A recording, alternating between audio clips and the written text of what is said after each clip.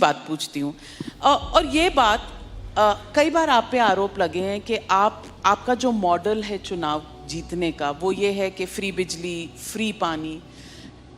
You are somebody who understands numbers. आप Indian Revenue Service में रहे हैं, नंबर्स आपको पता है, टैक्स कलेक्शन कैसे होती है, टैक्स की रिक्वायरमेंट किन चीज़ों के लिए होती है। क्या ये फ्री के जो पॉपुलिस्ट बांटने की इलेक्शंस के दौरान जो ये एक आदत सी पॉलिटिकल पार्टीज़ में बन गई है, क्या ये लॉन्ग टर्म सस्टेनेबल है? क्या ये गुड पॉलिटिक्स है? बहुत अच्छी पॉलिटिक्स है, सबको करनी चाहिए। मैं आपको बताता हूँ क्यों। इसकी इकोनॉमिक्स भी समझाता हूँ आपको और इसकी पॉलिटिक्स भी समझाता हूँ आपको। सबसे पहली बेसिक बात, इन सारे मंत्रियों को और इन सारे एमएलएज को बिजली फ्री मिलती है। इनको जब बिजली फ्री मिलती है तो उसको फ्री भी नहीं बोलते, और जब जनता को, इनको 4-4 हज़ार यूनिट बिजली फ्री मिलती है महीने की, और मैं जनता को 200 यूनिट फ्री बिजली देता हूं, तो इनको सबको तकलीफ होती है। क्यों? अगर इन मंत्रियों को जो फैसिलिटी मिलती है मैं अपनी जनता को देना चाहता हूं, तो इनको क्यों तकलीफ होती है? इन सारे मंत्रियों को और एमएलएज और एमपीज़ का सारा इलाज का खर्चा फ्री है। कोई बीमार हो जाए इनके घर का सारा फ्री है। तो अगर मैंने अपने दिल्ली के लोगों का इलाज फ्री कर दिया तो इनको क्यों तकलीफ होती है? जो जो चीज़ें इन मंत्रियों को और इन संतरियों को मिलती है मैं अपने लोगों को देना चाहता हूँ, नंबर 1। दूसरी चीज़, अगर मैं, एक समय था जब मैंने सुना था कि राजनीति के अंदर एक समय था जब फ्री बांटते थे, और फ्री बांटने का पैसा कहाँ से आता था? सरकार लोन लेती थी और लोन लेके उस पैसे से फ्री बांटते थे। That is not good economics.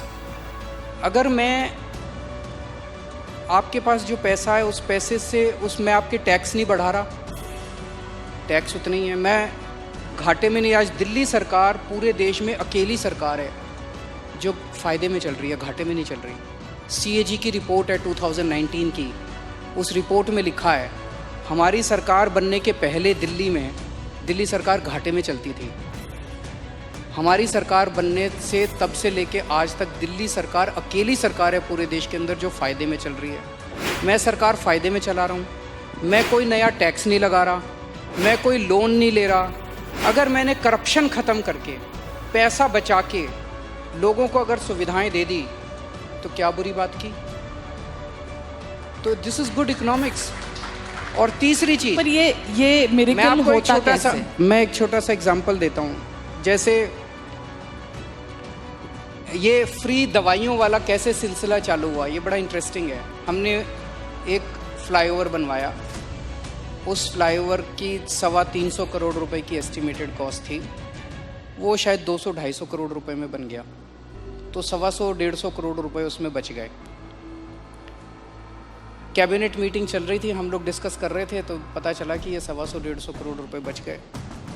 हम ये डिस्कस कर रहे थे इस पैसे को कहाँ इस्तेमाल करें। तो मैंने कहा अगर हम सबका इलाज फ्री करना चाहें तो कितना खर्चा आएगा? So after 2-3 days they got back to me, they said 300-350 crore. So मैंने कहा ठीक है, इतना तो हम फ्लाईओवर बनाने में ही बचा लेंगे, इतना का पैसा। तो अगर मैंने फ्लाईओवर बचा के लोगों का इलाज फ्री कर दिया तो क्या बुराई है? मैंने सुना था कि एक मुख्यमंत्री हैं शायद गुजरात के, उन्होंने अपने लिए एक जहाज़ खरीदा 190 करोड़ रुपए का। मैंने लिए अपने जहाज़ नहीं खरीदा, मैंने दिल्ली की सारी अपनी माँ बहनों का डीटीसी बसों में किराया मुफ्त कर दिया, 150 करोड़ का खर्चा आया। बताओ क्या बुराई है?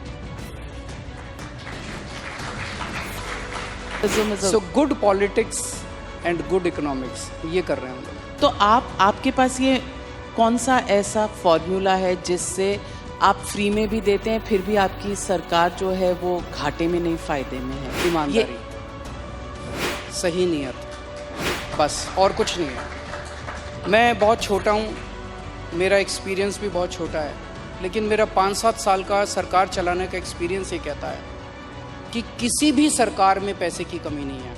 मैं ब्लैंकेट स्टेटमेंट दे रहा हूँ, किसी भी राज्य सरकार में और किसी भी केंद्र सरकार में पैसे की कमी नहीं है, नीयत की कमी है।